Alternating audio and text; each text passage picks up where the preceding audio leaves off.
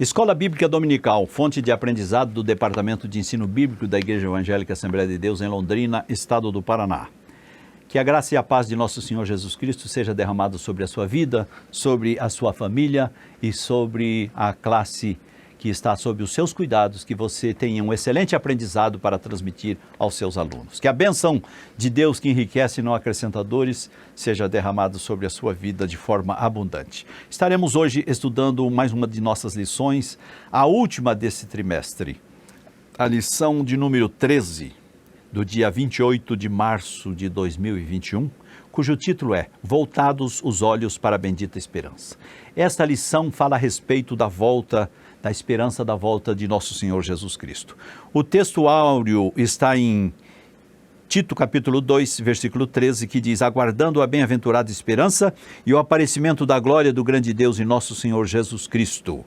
A verdade prática nos diz: a nossa esperança é algo vívido e real, não se baseia em utopia e nem em imaginação humana, mas em fatos revelados na palavra de Deus e confirmados pela história. Esta lição tem ao nosso dispor um objetivo geral, que é voltar os olhos para a bendita esperança, e mais 3 objetivos específicos que fala a respeito desse assunto tão palpitante. O primeiro deles, afirmar que breve Jesus virá. O segundo, destacar que há necessidade da vigilância. E terceiro, estimular o viver com fidelidade. Então, irmãos, que Deus possa nos abençoar, que nós possamos explanar esta lição de tal forma que você tenha um excelente aprendizado, que você aprenda e possa transmitir com excelência os ensinos recebidos nesta oportunidade. Pelo menos no que tange a expectativa dos pentecostais acerca da vinda de Jesus, este é um assunto essencial. É uma doutrina que não pode ser negociada, mas de uma relevância extraordinária e que deve ser afirmada com absoluta seriedade por todos aqueles que têm compromisso com a autenticidade da interpretação das Escrituras. A convicção de que o nosso Senhor pode voltar a qualquer momento tem impacto em nossa prática de evangelização, de santidade e de fidelidade com o Senhor a respeito dos dons espirituais que Ele dispensou a todos nós. Devemos entender, irmãos, que a nossa maior expectativa se encontra na certeza de que um dia estaremos com o nosso Senhor no céu de glória. Essa é a nossa esperança. Embora tenhamos dificuldades, adversidades, lutas, mas o que nos fortalece é esta esperança, que Jesus vem e nós subiremos ao seu encontro. Essa bendita esperança a que Paulo se refere a Tito é cantada com entusiasmo em nossos inários, em nossos cultos, é pregado de maneira entusiasmada em nossos púlpitos por aqueles que levam a sério o ministério do ensino e pregação da palavra de Deus em nossa igreja. Alegremos-nos com esta bendita esperança, pois o Rei está voltando. Maranata, ora vem, Senhor Jesus. Vamos então para a introdução da nossa aula. A expressão bendita esperança se refere à segunda vinda de Cristo, que é a esperança da igreja desde que Jesus retornou do céu. Essa expectativa vem aumentando à medida que o tempo vai passando. O objetivo desta lição é levar-nos a entender quão breve será esse evento, para que cada um mantenha a vigilância, a fidelidade, tudo isto aguçados e não venhamos ser pegos de surpresa naquele dia, mas que essa esperança, que essa vigilância esteja aguçada em nossa vida e em nosso viver diário. Primeira parte, breve o Senhor virá. A certeza que a vinda de Jesus se aproxima é tão absoluta que podemos compará-la à sucessão dos dias e noites que se seguem. Sabemos que quando o sol está se pondo, a noite é chegada. Quando a aurora começa a brilhar, nós sabemos que o sol brilhará dentro em breve. Os sinais preditos na palavra de Deus estão acontecendo dia a dia, segundo os profetas vaticinaram e o próprio Senhor avisou aos seus discípulos. Assim sendo, nós devemos estar de prontidão, mantendo em dia a nossa vigilância, as nossas vestes brancas, as nossas lâmpadas acesas, as nossas vasilhas cheias, porque Jesus está voltando em um tempo mais breve do que possamos imaginar. Vamos agora ao primeiro subponto, a vinda de Cristo. Todos os ramos do cristianismo concordam que Jesus um dia voltará, mas esta unanimidade não ocorre no tocante à maneira como isto vai acontecer. Há diversas interpretações sobre o tema que fogem ao escopo da presente lição. Nós não vamos discutir agora. Uns são pré-tribulacionistas, outros são pós-tribulacionistas, uns são pré-milenistas, outros são mid-tribulacionistas, enfim, são várias as correntes, mas não cabe a nós, não faz parte do escopo da presente lição. Nós estamos falando que Jesus voltará, e isto todos aqueles que creem na palavra de Deus, que tem como regra de vida e prática, ele sabe que é uma verdade. Jesus voltará. Isto é uma verdade incontestável. Todavia, ninguém pode negar que a segunda vinda de Cristo é uma verdade ensinada na Bíblia, ensinada nas Escrituras, com abundância de detalhes nos evangelhos e nas epístolas. Inclui-se na expressão segunda vinda o arrebatamento da igreja, citado em 1 Tessalonicenses 4,15, e a vinda de Jesus em glória, em 2 Tessalonicenses capítulo 2, versículo 8. É aí que está a confusão, né? Que muita gente se confunde, um vai para um lado, o outro vai para outro, mas nós temos que ter em mente, Jesus está voltando. Seja você pré-tribulacionista, mid-tribulacionista ou pós-tribulacionista, eu não quero saber qual é a sua corrente, mas eu quero que você esteja preparado para a vinda de Jesus, porque ele breve voltará. Jamais podemos esquecer que quando Jesus ascendeu ao céu, quando ele subiu ao céu, os varões de branco disseram aos discípulos que estavam ao lado de Jesus que ele virá da mesma maneira que subiu, versículo 11. Portanto, entendamos, 1 Tessalonicenses capítulo 4, versículo 15, fala do arrebatamento da igreja, ou seja, da primeira fase da sua segunda vinda. Enquanto 2 Tessalonicenses 2:8 fala da vinda de Jesus em glória, que é a segunda fase da sua segunda vinda. Então, há aqueles que dizem primeira vinda e segunda vinda de Jesus. Se nós entendermos dessa forma, a primeira vinda de Jesus foi o seu nascimento virginal. E a segunda vinda de Jesus é lá a vinda de Jesus em glória. E o arrebatamento da igreja ocorrerá antes da vinda de Jesus em glória. Mas tem alguns que entendem a primeira vinda de Jesus, o nascimento virginal, e a sua segunda vinda, dividida em duas partes. Primeira parte, arrebatamento da igreja, e a segunda parte, a vinda de Jesus em glória. Então, reiteramos, esse cenário é de sua vinda em glória e não do arrebatamento da igreja. O cenário de 2 Tessalonicenses capítulo 2, versículo 8. Segundo subponto, uma promessa de Jesus. Antes do Pentecostes, os discípulos ainda não tinham uma compreensão exata da vinda de Jesus, conforme ele sempre os ensinava. Prova disto é a pergunta feita por eles: Senhor, restaurarás tu nesse tempo o reino a Israel? Atos capítulo 1, versículo 6. Talvez a expectativa deles era sobre um reino físico, um reino político, porque esse era o pensamento dominante em Israel naquela época. Eles pensavam que Jesus viria a reinar de forma física. Por duas razões eles levam um corretivo de Jesus. Em primeiro lugar, Jesus diz a eles: o dia e hora desta bendita ocorrência é exclusivamente do Pai e está fora do radar humano. Então, o dia e a hora ninguém sabe, é o Pai que sabe. Mateus 24:36, Marcos 13:32. E em segundo lugar, a restauração do reino de Deus não é só para Israel, mas é para todos os povos. Veja bem o que diz a palavra de Deus. E ser-me-eis testemunhas em Jerusalém, como em toda a Judéia e Samaria, até os confins da terra. Atos 1:8. Então, esta restauração do reino a Israel será para todos os povos, para todas as nações, para todos aqueles que creem em Jesus, que o aceitam como seu único e suficiente Salvador, como Messias. Nunca devemos nos esquecer a sua promessa. Ele prometeu voltar nos levar para o céu. João 14 e versículo 1 ao 3. Então, queridos irmãos, eu quero deixar a você, então, este conselho. Não entra nessas discussões sobre pré-tribulacionismo ou mid-tribulacionismo ou pós-tribulacionismo. Nós, assembleianos, somos pré-tribulacionistas. Nós cremos que antes da tribulação, Jesus virá e nos arrebatará. Mas não vamos ficar rachando fio de cabelo e discutindo essas coisas.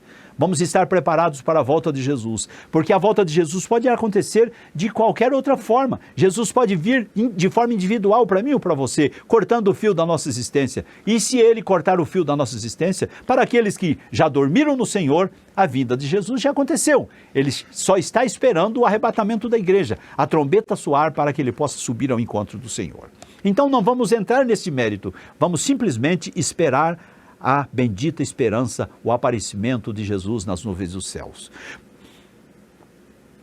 O dia se aproxima, subponto 3, tão certo como as estações do ano, primavera, verão, outono e inverno, tão certo como finda-se o dia e começa a noite. Assim, a sucessividade dos tempos nos levam a compreender que nunca estivemos tão perto deste grande dia como hoje. Jesus virá e não tardará. Atos 1, 9 e ao versículo 11. Nos dias da igreja do primeiro século, eles aguardavam Jesus para a sua época. Passados 2000 anos, estamos esperando Jesus? É a pergunta que eu te faço. Estamos esperando Jesus? Você está esperando Jesus para hoje? Como eles esperavam para aquela época? Nós temos que esperar Jesus para hoje. Não podemos, daquele dia e hora ninguém sabe, vai demorar. Não. E se Jesus vier para você? Se num acidente fatal você perder a sua vida física, qual será o seu destino? Então convém estar preparado, esperando Jesus hoje. Será que ao voltar, Jesus achará fé na terra? Lucas 18 e 8, perdão. Evangelho de Lucas, capítulo 18, versículo 8. Será que ele nos encontrará anelando por sua volta, ansiosos por sua volta? Queridos, sabemos que a vinda de Jesus está próxima, pelos claros sinais que ele nos deixou. Aqueles que se dedicam com esmero à pregação do Evangelho anunciam que Jesus em breve vem. Um dos evidentes sinais é a promessa da efusão do Espírito Santo para os últimos dias. Joel 2, 28 ao 32, Atos 2, 16 ao 21, que a partir do avivamento da Rua Azusa tem se espalhado por todo o mundo. Outro sinal é a fundação do Estado de Israel, Lucas 21, 29 ao 31, que desde 1948 ostenta sua bandeira tremulando na sede das Nações Unidas como nação, como Estado soberano. Parte 2, a necessidade de vigilância. Nunca em outros tempos, a vigilância foi tão necessária como na atualidade. A vigilância é a qualidade de uma pessoa que está sempre alerta, sempre precavida, pronta, atenta, para não ser surpreendido por coisa alguma inesperada. Assim é a vida cristã. Jesus prometeu vir nos buscar. João capítulo 14, versículo 3, ele diz: não se turbe o vosso coração, credes em Deus, crede também em mim, na casa de meu pai há muitas moradas. Se não fosse assim, eu vos teria dito, pois vou preparar-vos lugar. Mas não marcou o dia nem a hora. Então, já que ele não marcou o dia nem a hora, pode ser daqui a 10 anos, daqui a 20 anos, mas pode ser daqui a 1 hora, pode ser daqui 5 minutos. Eu posso nem terminar a ministração dessa aula e Jesus vir. Jesus pode vir para mim ou para todos nós.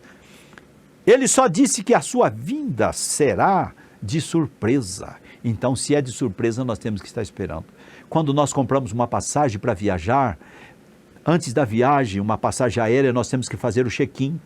Se a gente não estiver lá na hora e fazer o check-in, o avião decola e nós perdemos a passagem. Preste atenção nas palavras de Jesus. Olhai por vós, para que não aconteça que o vosso coração se carregue de glotonaria, de embriaguez e dos cuidados desta vida, e venha sobre vós de improviso aquele dia, porque virá como um laço sobre todos os que habitam na face da terra.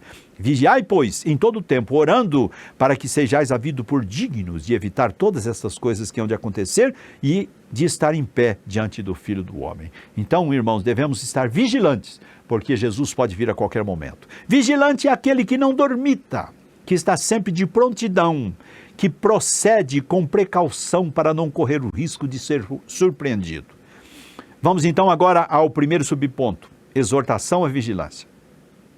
Ao lermos os evangelhos, perceberemos a intensidade que Jesus empreendeu para alertar os discípulos com respeito à sua volta. Ele diz, Mateus 24, 44, vigiai, pois, porque não sabeis a hora em que há de vir o vosso Senhor.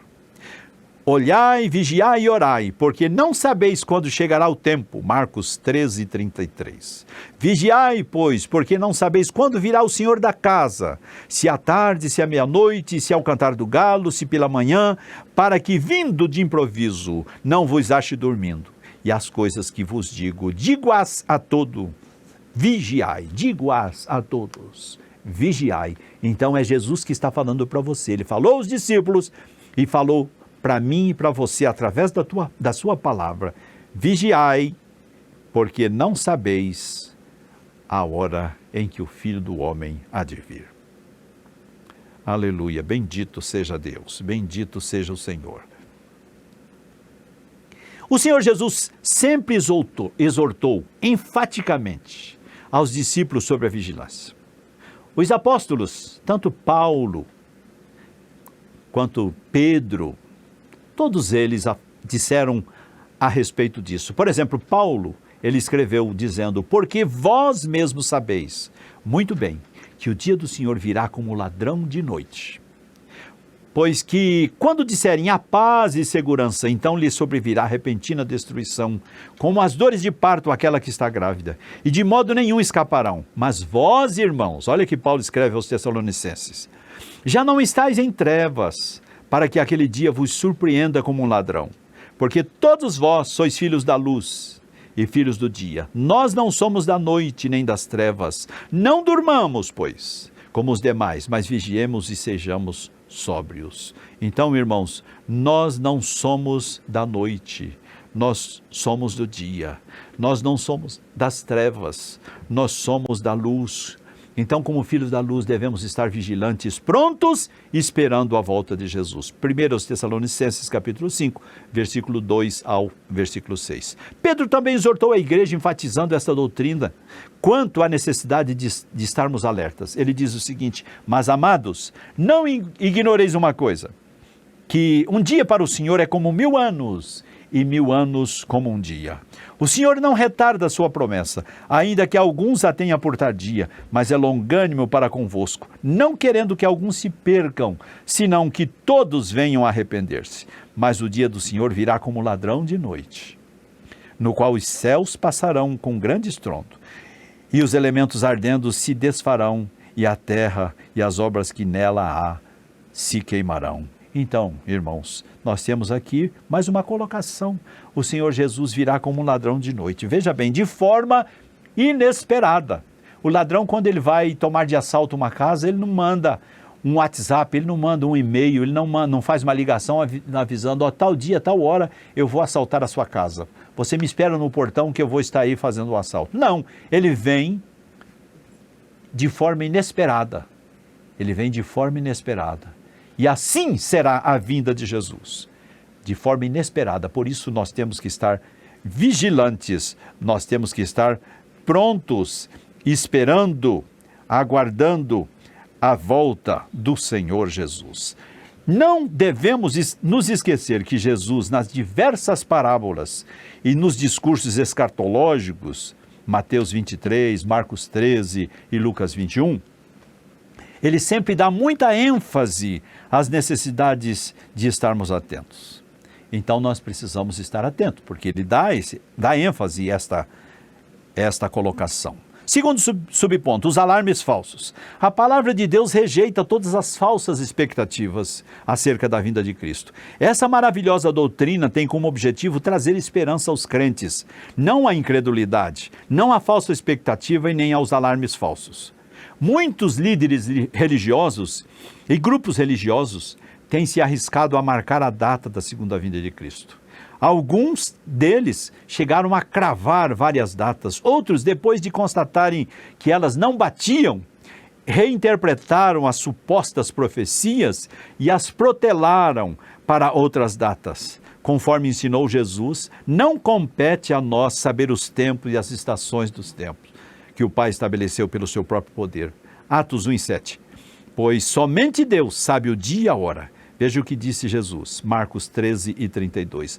Mas daquele dia e hora ninguém sabe, nem os anjos que estão no céu, nem o Filho, senão o Pai.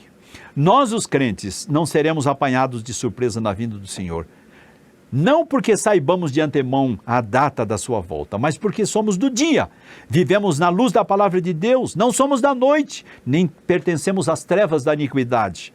Assim como Paulo, continuamos ansiando pela sua vinda, 2 Timóteo 4:8, porque amamos e confiamos nele. Vamos à terceira parte, vivendo com fidelidade. Viver com fidelidade é adotar um estilo de vida cristã amparado na esperança da vinda de Jesus. Deus é santo. Como tal, sua presença exige de nós uma vida de fidelidade e santificação constante, para que possamos estar na sua presença. Vamos então agora ao primeiro subponto, a definição. Fidelidade é a qualidade de ser cheio de fé, característica do que é fiel, é lealdade. Os termos fidelidade, verdade e lealdade pertencem ao mesmo campo semântico da Bíblia.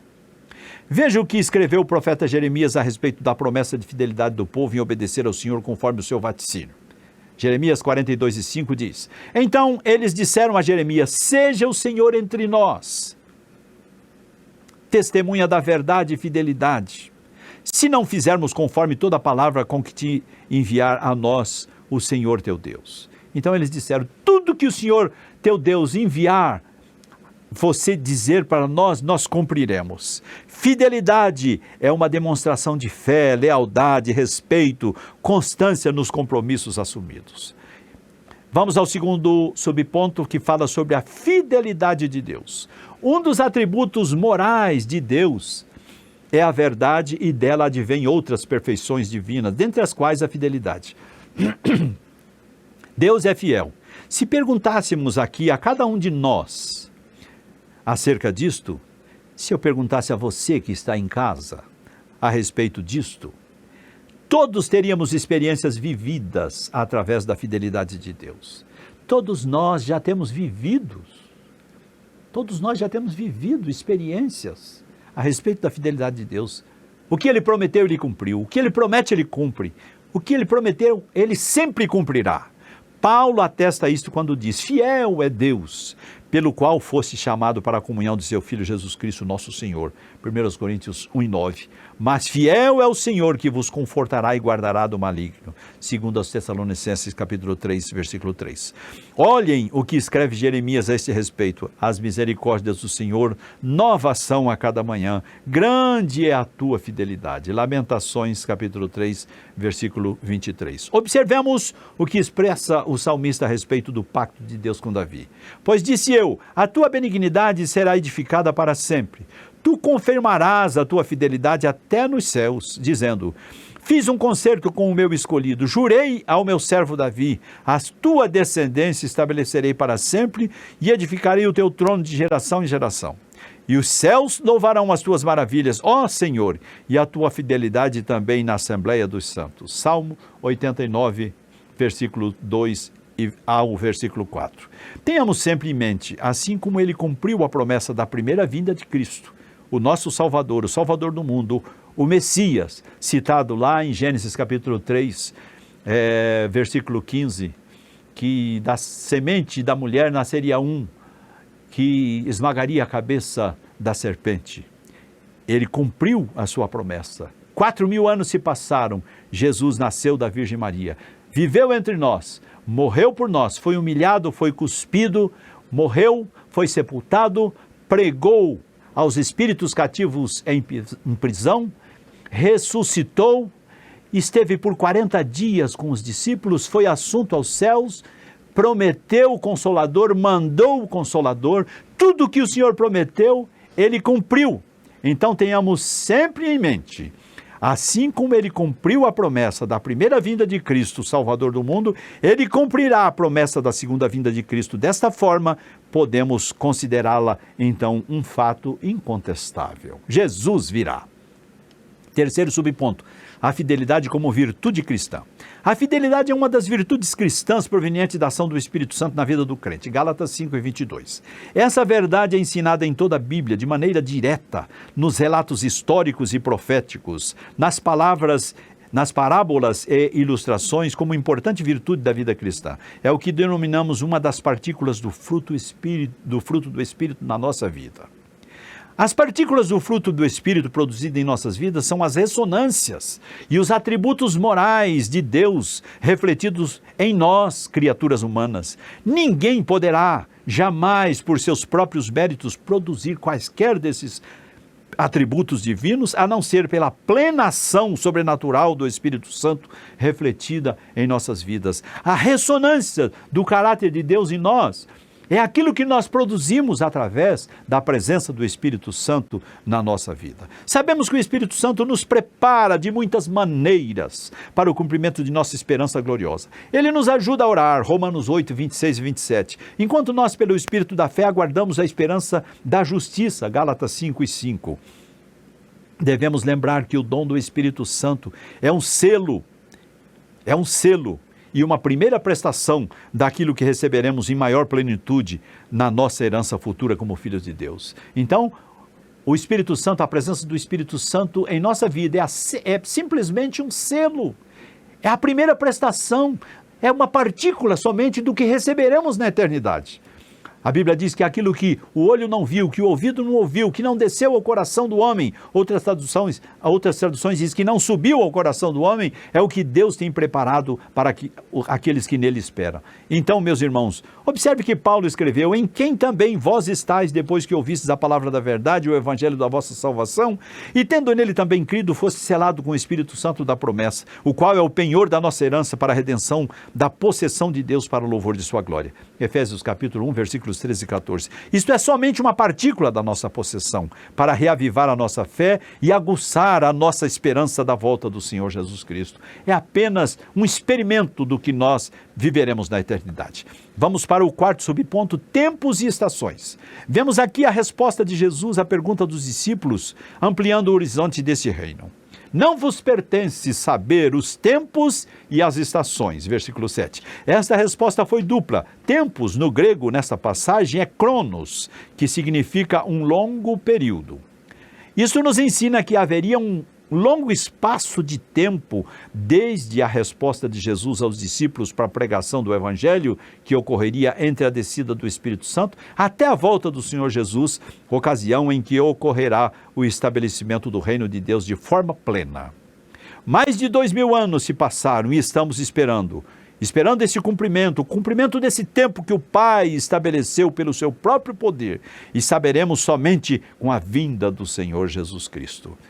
E agora, estações. Neste verso, estações é kairos, que significa ocasião, e se refere aos eventos críticos que devem acompanhar o estabelecimento do reino. Isto ocorrerá quando o arrebatamento da igreja, que estará nas bodas do Cordeiro, e o reino será estabelecido depois da grande tribulação. Portanto, tempos e estações são prerrogativas de Deus na sua absoluta soberania. Então, irmãos, estações, aqui é kairos, significa ocasião e se refere aos eventos críticos que devem acompanhar o estabelecimento do reino. E esses eventos críticos é a tribulação. Isto ocorrerá com o arrebatamento da igreja. Antes disso, a igreja é arrebatada, aqui ocorrerá, então, esses eventos críticos, quando, então, após isto, ocorrerá o estabelecimento do reino. O reino será restabelecido depois da grande tribulação. Então, meus irmãos, estejamos atentos para a volta do Senhor. Vamos agora caminhando para a conclusão. Com tudo isto, aprendemos que viver com fidelidade é ser fiel e leal a Deus durante toda a vida. Veja o exemplo do apóstolo São Paulo, ele diz: combati o bom combate, acabei a carreira e guardei a fé. Desde agora a coroa da justiça me está guardada, está reservada, a qual o Senhor justo juiz me dará naquele dia, e não somente a mim, mas também a todos quantos amarem a sua vinda. 2 Timóteo capítulo 4, versículos 7 e 8. A fidelidade ao Senhor Jesus é uma das condições para herdar o reino dos céus. O Senhor Jesus falou reiteradas vezes sobre a sua vinda. Ao ascender ao céu, 2 anjos reafirmaram essa promessa. Esse Jesus que dentre vós foi assunto ao céu, há de vir, assim como para o céu os vistes ir. Versículo 11. A volta de Jesus para nos levar ao céu é a esperança da igreja. Então, até que ele volte, aguardemos vigilantes, esperando ansiosos pela sua vinda. Maranata, ora vem, Senhor Jesus. Não se esqueça, meu querido irmão, minha querida irmã, Jesus está voltando e você precisa estar com as vestes brancas, com as vasilhas cheias e as lâmpadas acesas. Vocês precisam estar preparados. Nós precisamos estar preparados para o arrebatamento da igreja que pode ocorrer ainda hoje. Que Deus te abençoe. Um forte abraço e até a próxima aula.